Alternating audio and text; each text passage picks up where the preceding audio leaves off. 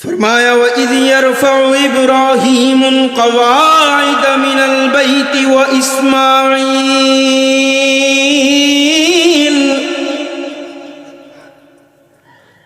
रब्बना तक़ब्बल मिन्ना इन्नका अंतस समीउल अलीम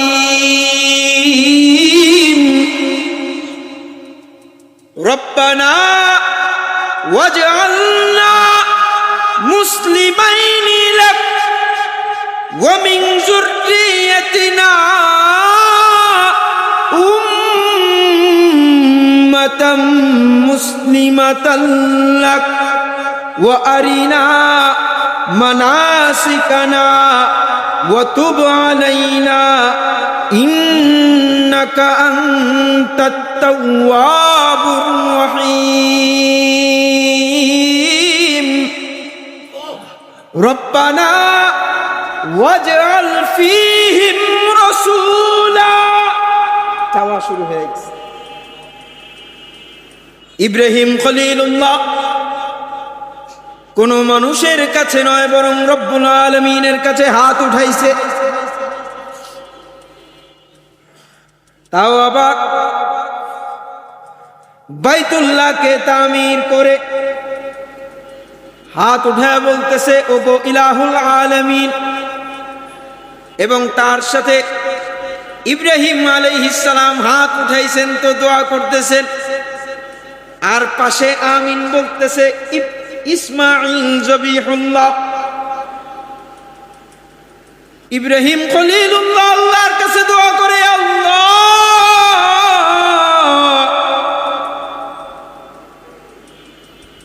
যেহেতু তোমার ঘর বাইতুল্লাহকে তামির করেছি, মজুরি যখন দিবা তাহলে তোমার কাছে যেন তেন জিনিস চাই না, তোমার কাছে এমন এক জিনিস চাই যেটা তোমার খাজানায় একটাই আছে, একটাই, দ্বিতীয় আর কোনো বানানো হয় নাই। ইব্রাহিম খলিলুল্লাহ আল্লাহর কাছে আমার আপনার হাবিব মুহাম্মাদুর রাসূলুল্লাহকে আল্লাহর দরবারে চাইছে। কারে চাইছেন? কারে চাইছেন? চিন্তা করেন, যাকে আল্লাহ তাআলা পাঠাইবেন আরো কয়েক হাজার বছর পরে, কত কিছু কইরা আল্লাহ তাআলা খলিলুল্লাহকে দিয়া দোয়া করাইতেছেন যে আমার এত দামি জিনিস, অর্থাৎ যেটা আমার খাজানায় একটাই আছে, একটাই, এই খাজানাকে আমি এমনি এমনি পাঠায় দিব দোয়া করা ছাড়া? না না না। তাও আবার দোয়া করতেছে কে?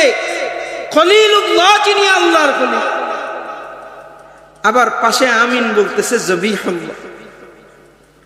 মেরে মুহতারাম ভাইও, দিলের কান দিয়া বুঝার চেষ্টা করবেন। দোয়া করতেছে আল্লাহ তোমার কাছে মুহাম্মাদুর রাসূলুল্লাহকে চাই, যে তোমার খাজানায় একটাই আছে আর নাই। তো ইব্রাহিম খলিলুল্লাহ তার জীবনে দুইটা দোয়া করেছেন। কয়টা? দুইবার চেয়েছেন আল্লাহর কাছে সন্তান। একবার দোয়া চাইছেন তো আল্লাহ তাআলা ইসমাঈল আলাইহিস সালামকে দান করেছেন, আরেকবার চাইছেন তো আল্লাহ তাআলা মুহাম্মাদুর রাসূলুল্লাহকে দান করেছেন।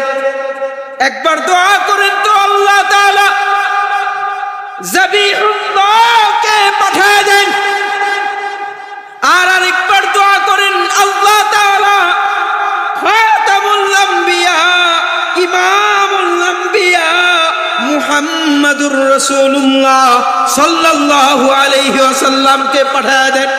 একবার দোয়া করেন তো আল্লাহ তাআলা জমজম ওয়ালাকে পাঠিয়ে দেন, আরেকবার দোয়া করেন তো আল্লাহ তাআলা কাউসার ওয়ালাকে পাঠিয়ে দেন। মেরে মুহতারাম ভাইও, আরো একটা আজীব নুকতা আপনাদেরকে শোনাই। শানে মুহাম্মাদুর রাসূলুল্লাহ না, মেরে আজিজ দোস্ত, ইব্রাহিম খলিলুল্লাহ দোয়া করেছেন আল্লাহর কাছে, মুহাম্মদুর রাসূলুল্লাহকে চাইছেন। তাও প্রায় 1000 বছর পরে আল্লাহ তাআলা পাঠাইছেন। দোয়া কবুল করেছেন কিন্তু পাঠাইছেন 1000 বছর পরে। তিনি তো ইব্রাহিম খলিলুল্লাহ, যিনি আল্লাহর কাছে মুহাম্মদুর রাসূলুল্লাহকে চান, আল্লাহ তাআলা 1000 বছর পরে পাঠান। কিন্তু 1000 বছর পরে সর্বশেষ নবী মুহাম্মদুর রাসূলুল্লাহকে আল্লাহ তাআলা পাঠান। সেই নবী মুহাম্মদুর রাসূলুল্লাহ যখন আগের রাতে আল্লাহর কাছে ওমর রাদিয়াল্লাহু আনহুকে চান, পরের দিনের মধ্যেই আল্লাহ তাআলা ওমর রাদিয়াল্লাহু আনহুকে মুসলমান বানাইয়া তার দরবারে হাজির করে দেন। মেরে আজিজ দোস্ত, আরো একটা নুকতা আমি আপনাদেরকে শোনাই। একবার আবু হুরায়রা রাদিয়াল্লাহু আনহু আমার আপনার হাবিব মুহাম্মদুর রাসূলুল্লাহ সাল্লাল্লাহু আলাইহি ওয়াসাল্লামের কাছে আসছে কান্না করতে করতে। আবু হুরায়রা রাদিয়াল্লাহু আনহু কান্না করতে করতে আসছে। তো নবীজি সাল্লাল্লাহু আলাইহি ওয়াসাল্লাম জিজ্ঞেস করে, ও আবু হুরায়রা, কান্না করো কেন? কেন তুমি কান্না করো? তো আবু হুরায়রা রাদিয়াল্লাহু আনহু জবাব দেয়, মা মারছে।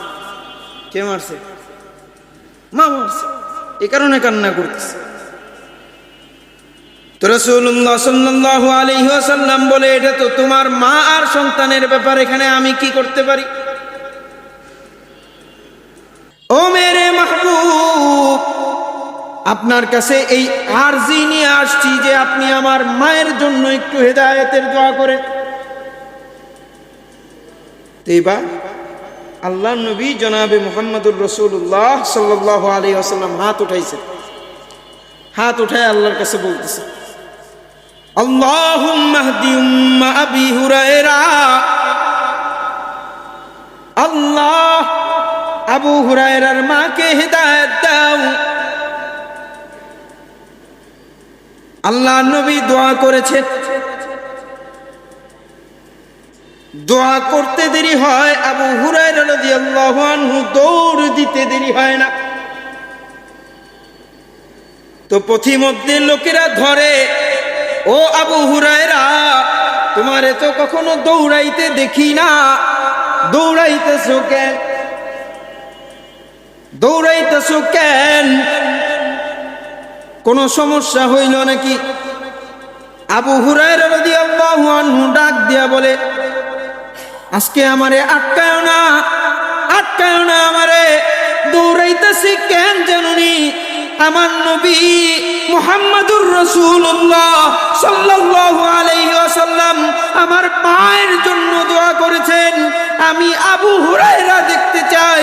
আমি আবু হুরায়রা আগে ঘরে পৌঁছাই না, আল্লাহর নবীর দোয়া আগে পৌঁছায়। আবু হুরায়রা দৌড় দেয়। দৌড় দিয়া যখন বাসার সামনে যায়, ঘরের মধ্যে নক করে টোকা দেয়। তো মা এবার ঘরের ভেতর থেকে আওয়াজ দেয়। আওয়াজ শুই না আবু হুরায়রা রাদিয়াল্লাহু আনহু বলে, আগের আওয়াজ আর এখনকার আওয়াজের মধ্যে তো অনেক আকাশ পাতাল তফাৎ। আগে তো কেন আমি নবীজির দরবারে যায় সারাদিন বসে থাকতাম, এই জন্য আমার মারতো। কিন্তু এখন আওয়াজটা কেমন যেন কোমল মনে হইল, কেমন কোমল যেন মনে হইল। এবার আবু হুরায়রা রাদিয়াল্লাহু আনহু আর বুঝতে বাকি নাই, আমি আবু হুরায়রা ঘরে আসার আগে আল্লাহর নবীর দোয়া, আল্লাহর নবীর দোয়া আমার ঘরে আগে চলে আসছে। সেটা ইব্রাহিম খলিলুল্লাহ যিনি দোয়া করে তো 1000 বছর পরে মুহাম্মদুর রাসূলুল্লাহকে পাঠায়, আর আল্লাহর নবী দোয়া করে তো আবু হুরায়রা ঘরে পৌঁছানোর আগে হেদায়েতের নূর আল্লাহ তাআলা আবু হুরায়রার মা আবু হুরায়রা রাদিয়াল্লাহু আনহুর মার ভিতরে সিনাইর গর্ভ। মেরে আজিজ দোস্ত, এরপরে যদি আসেন সিরাতুন নবী, নবীজির সিরাত, নবীজির আদত, আল্লাহ তাআলা নবীজিকে প্রত্যেকটা জিনিস খুব চমৎকার ভাবে চয়ন করেছেন। এমনকি আমার আপনার হাবিবের নামও আল্লাহ তাআলা চয়ন করেছেন। আমার আপনার হাবিবের বাবা কে হবে এটাও আল্লাহ তাআলা সবচাইতে বেস্ট, সবচাইতে ভালোটা নির্বাচন করেছেন, ভালো বাবাকে নির্বাচন করেছেন। বংশের মধ্যে সবচাইতে দামি বংশ নির্বাচন করেছেন। মার মধ্যে সবচাইতে ভালো মা, সবচাইতে ভালো নারী সময় ভালো মাকে নির্বাচন করেছে। শুধু কি তাই?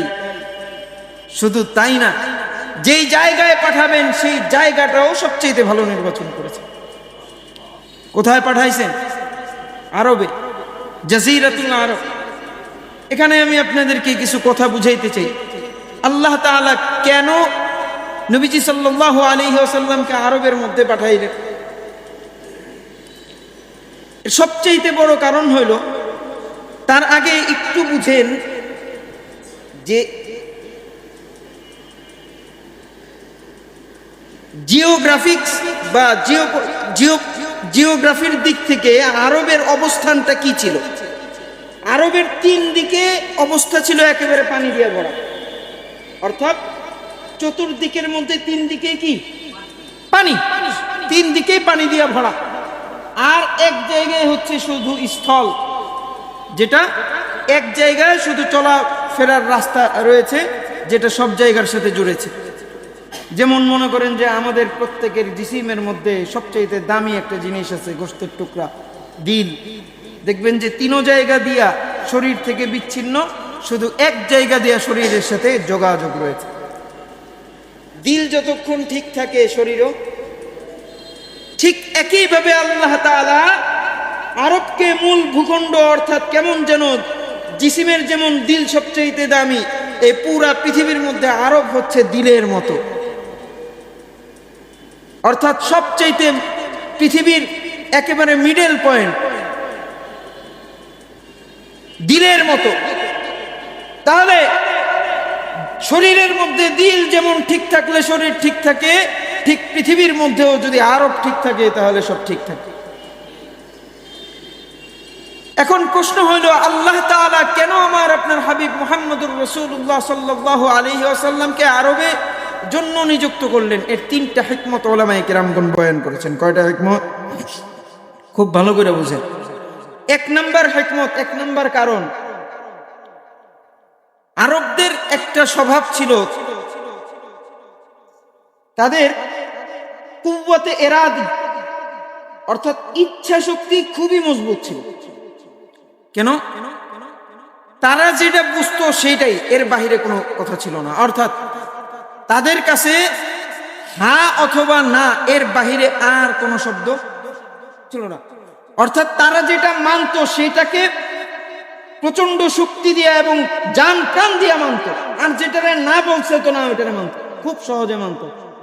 তো আল্লাহ তাআলা নির্বাচন করেছেন এই জন্য যে আরবদেরকে মানানো খুব কষ্টকর, খুবই কঠিন।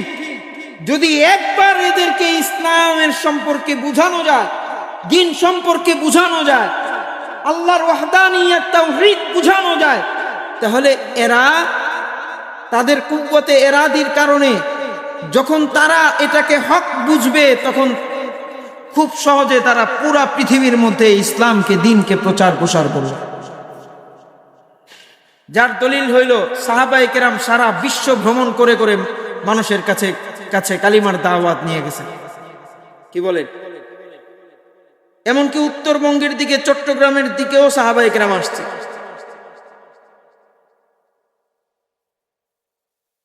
মেরে আজিজ দোস্ত, নবীজি সাল্লাল্লাহু আলাইহি ওয়াসাল্লামকে আরবে নির্বাচন করার দুই নাম্বার কারণ হইল যে আল্লাহ তাআলা আরবদেরকে যে জায়গায় পাঠাইছেন সেই জায়গাটা খুব কঠিন একটা জায়গা ছিল, অর্থাৎ খুব সহজে খাবার মিলত না, খুব সহজে পানি পাইত না, শুকনো জমিন ছিল, চাষাবাদ করার মতো তেমন কোনো জায়গা ছিল না, খুব সারভাইভ করতে হইতো। আর দেখবেন যারা খুব বেশি মুজাহাদা করে, খুব বেশি কষ্ট করে, খুব বেশি সারভাইভ করে, তারা কিন্তু মানে ইচ্ছা শক্তির দিক থেকে বলেন আর প্রাকৃতিকভাবে তারা প্রচন্ড শক্তিশালী হয়, মুজাহিদ হয়। তো যারা খুব কষ্ট করে বড় হয়, আপনি দেখবেন যে তারা যে কোনো পরিস্থিতিতে নিজেকে মানায় নেয়, তাই না? মেরে আজিজ দোস্ত, আরবদের হালত ছিল যে তারা খুব মুজাহাদা করতে পারতো, কারণ তাদের হালতই ছিল এমন, খুব সহজে খাবার পানিও পাইতো না। এই জন্য তাদেরকে নির্বাচন করেছেন যে যেইখানে কষ্ট করে করে করে করে তিলে তিলে তারা নিজেদেরকে মুজাহাদা করে করে নিজেদেরকে যোগ্য হিসেবে তৈরি করছে, এই সমস্ত লোকেরা যখন অন্যান্য জায়গায়, অন্যান্য দেশে যেখানে খাবার খুব সহজে পাওয়া যায়, যেখানে পানি খুব সহজে পাওয়া যায়, সেই সব জায়গায় যাবে, তখন তাদের জন্য টিকে থাকাও সহজ হবে এবং দ্বীনের দাওয়াত প্রচার প্রসার করাও সহজ হবে। কি বলেন?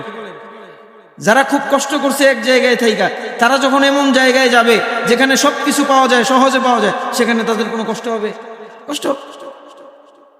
মেরে আজিজ দোস্ত, এই যে আল্লাহ নবীকে জাজিরাতুল আরবের মধ্যে, আরব ভূখণ্ডে পাঠানো, এটা অনেক বড় মাপের একটা হিকমত। এরপরে আসেন আমার আপনার হাবিব মুহাম্মদুর রাসূলুল্লাহ সাল্লাল্লাহু আলাইহি ওয়াসাল্লামের জিন্দেগি, হায়াতে জিন্দেগির দিকে যদি তাকান, তাহলে দেখতে পাইবেন পুরা যেন একটা খোলা কিতাবের মতো, সবকিছু ওপেন, কোনো কিছু গোপন নাই। অন্যান্য যত নবী আসছে, ঈসা আলাইহিস সালাম আসার পর তিনি চলে যাওয়ার প্রায় 100 বছর পরে তার জীবনী লেখা হয়েছে। এর আগে যারা আসছে তাদের ব্যাপারে তো কোনো হাদিসই নেই, কিন্তু আমার আপনার হাবিবের জিন্দেগি, আল্লাহু আকবার, আল্লাহু আকবার, এমন ভাবে আল্লাহ তাআলা মাহফুজ করেছেন, একেবারে বাচপান থেকে নিয়ে মৃত্যুর আগ পর্যন্ত প্রত্যেকটা মুহূর্ত, প্রত্যেকটা সময়কে আল্লাহ তাআলা মাহফুজ করে রেখেছেন। মেরে আজিজ দোস্ত, আমার আপনার হাবিবের জিন্দেগির দিকে যদি তাকান, আমার আপনার হাবিবের বাচপানও মাহফুজ, যৌবনও মাহফুজ, নবুয়তি জিন্দেগির আগেও মাহফুজ, নবুয়তি জিন্দেগির পরেও মাহফুজ। অর্থাৎ নবীজি সাল্লাল্লাহু আলাইহি ওয়াসাল্লাম সবাইকে বলে দিতেন যে আমি বাহিরে যা কিছু করব তোমরা সবার কাছে সেটা পৌঁছায় দিবে। এমনকি ঘরের মধ্যেও বলতেন, আম্মাজানদেরকে বলতেন, আজওয়াজে মুতাহহারাতদেরকে বলতেন যে আমি ঘরের ভিতরেও যা কিছু করব তোমরা সব কিছু সবার কাছে, মহিলাদের কাছে পৌঁছায় দিবা। কেননা প্রত্যেকটা অংশকে আল্লাহ তাআলা হাদিস বানাইছে। অর্থাৎ নবীজির ঘরের ভেতরও আমাদের সামনে সংরক্ষিত আছে, নবীজির বাহিরেও আমাদের সামনে সংরক্ষিত আছে, কোনো কিছু লুকানো নাই। আছে? আচ্ছা বলেন তো দেখি, আমাদের আদত হইল আমরা ঘরের কথা লুকাইতে চাই, কি বলেন? আমাদের ঘরে যদি কোনো গোপন বিষয় থাকে বা আমাদের কোনো সমস্যার বিষয় থাকে, তাহলে আমরা বলি যে ঘরের বিষয় কখনো বাইরে নেওয়া যাবে না। এমনকি ছেলে মেয়েদেরকেও বইলা দেই যে এই কখনো ঘরের বিষয় বাহিরে কারোর সাথে আলাপ করবে না, কি বলেন? কিন্তু রাসূলুল্লাহ সাল্লাল্লাহু আলাইহি ওয়াসাল্লাম তার হায়াতে জিন্দেগিতে যা কিছু করেছেন সব কিছু তিনি একেবারে সামনে প্রকাশ করে দিচ্ছেন। এখন প্রকাশ তো করেছেন এমন ভাবে করেছেন, কোনো কিছু গোপন রাখে নাই, কোনো কিছু গোপন রাখে নাই। আল্লাহু আকবার, আল্লাহ। এরপরে দেখেন, লক্ষ্য করেন, আল্লাহ তাআলা যখন আমার আপনার হাবিব মুহাম্মদুর রাসূলুল্লাহ সাল্লাল্লাহু আলাইহি ওয়াসাল্লামকে পাঠায়, দুনিয়াতে পাঠানোর আগে তার আব্বাজানকে দুনিয়া থেকে নিয়ে যান। দুনিয়াতে পাঠানোর পরপরই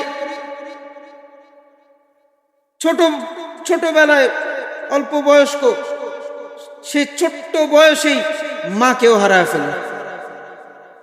একে একে দাদাও চলে যায়, কাছের যত মানুষ ছিল সবাই চলে যায়। কেন এই কাজ করা হইল? আল্লাহ তাআলার হিকমত হইল, সামনে ভবিষ্যতে গিয়ে আমার আপনার হাবিব মুহাম্মদুর রাসূলুল্লাহ সাল্লাল্লাহু আলাইহি ওয়াসাল্লাম পুরা পৃথিবীর মানুষকে আল্লাহর দিকেই ডাকবেন। অর্থাৎ সাহারা একমাত্র আমাদের আল্লাহ, সাহায্যকারী একমাত্র আল্লাহ, আল্লাহ ছাড়া আর কোনো সাহায্যকারী নেই।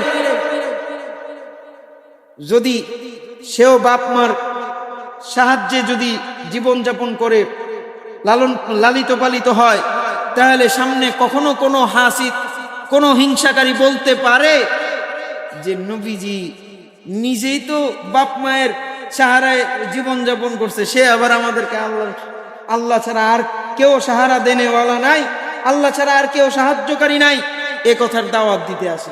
কি বলে? হ্যাঁ। এবার আসেন নবীজির সিরাত থেকে এক এক পেহলু আমি আপনাদেরকে শোনাবো। খুব সংক্ষেপে শোনাইতেছি যাতে করে প্রত্যেকটা জিনিস আমরা বুঝতে পারি। আপনি যদি কাউকে জানতে চান বা কাউকে বুঝতে চান গভীরভাবে, তাহলে 3 শ্রেণীর মানুষদেরকে জিজ্ঞেস করলে তার সম্পর্কে সবচেয়ে ভালো জানতে পারবে। এর মধ্যে একজন হইল ঘরের স্ত্রী, 2 নাম্বার হইল যারা খাদেম হিসেবে থাকে। কি বলেন? খাদেম। খাদেম কিন্তু তার সম্পর্কে কি সবচেয়ে ভালো জানে। ঘরের বউয়ের চাইতে বেশি আর কেউ ভালো জানে না, খাদেমের চাইতে ভালো তারে কেউ চিনে না। 3 নাম্বার হইল প্রত্যেক মানুষকে তার এলাকার মানুষ সবচেয়ে ভালো চিনে। কি বলেন? আপনার এলাকার মানুষ সম্পর্কে আপনি ভালো জানেন না, দেখবেন বিয়ে শাদীর কথা যখন আসে তখন এলাকার মানুষের থেকে খোঁজ নেয় যে ছেলেটা কেমন, একটু বলো। হ্যাঁ, এবার আসেন আমরা এক এক করে দেখি। আম্মাজান খাদিজাতুল কুবরা রাদিয়াল্লাহু আনহার কাছে আমার নবীজি কেমন ছিলেন? স্ত্রীর কাছে কিন্তু ভালো হওয়া এত সহজ না। কি বলেন? স্ত্রীর কাছে ভালো হওয়া এত সহজ না। স্বামীর খুব সহজে প্রশংসা করে না। ওহির সর্বপ্রথম সবক নিয়ে আল্লাহর নবী জনাবে মুহাম্মদুর রাসূলুল্লাহ সাল্লাল্লাহু আলাইহি ওয়াসাল্লাম যখন আসেন, পথিমধ্যে দেখতে পায় জিবরিল আমিন, তার মাথা আসমানের দিকে আর পা জমিনের দিকে, তো লম্বা কিছু দেখা নবীজি কখনো দেখে নাই, তাই ভয় পেয়ে গেছে। ভয় পায়া কাঁপতে কাঁপতে খাদিজাতুল কুবরা রাদিয়াল্লাহু আনহার কাছে গেছে।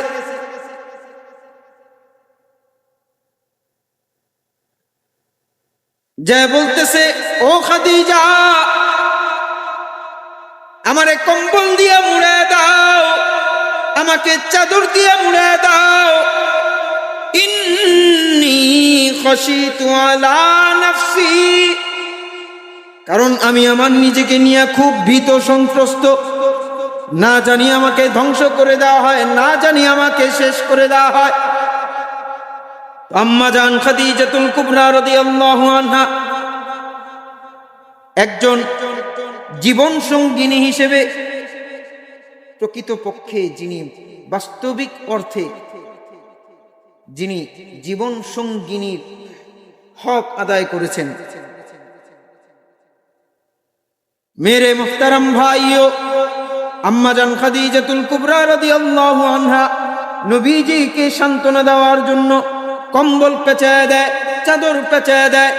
এরপরে শান্ত করে, অর্থাৎ মাথার চুলগুলোর মধ্যে এইভাবে হাত ঢুকায় দিয়া বলে, সান্ত্বনা দিচ্ছে।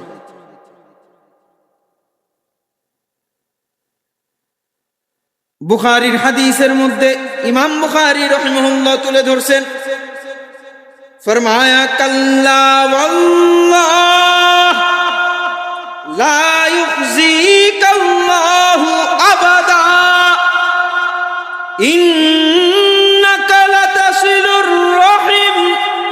وتحمل الكل وتكسب المعدوم وتقري الضيف وتعين على نوائب الحق والذي نفس خديجة بيده أشهد إنك رسول الله আম্মা জান খাদিজাতুল কুবরা রাদিয়াল্লাহু আনহা পাঁচটা গুণের কথা বলছেন। তাও তখনও পর্যন্ত নবীজি নবুয়ত পায় নাই, মাত্র নবুয়ত পায় আসছে। বানায়া চানায়া কোনো কথা বলতেছে না, যেটা তিনি নিজের চোখে দেখছেন, তার স্বভাব তার আখলাক দেখছে, সেই কথাই বলতেছে। নবীজির আখলাকই এমন ছিল, যেই দেখতো সেই নবীজির আখলাকের প্রেমে পড়া যাইত। মেরে মুহতারাম ভাইও, একবার জুলফিকার আহমদ নকশবন্দি রহমতুল্লাহি আলাইকে একজন জিজ্ঞেস করে,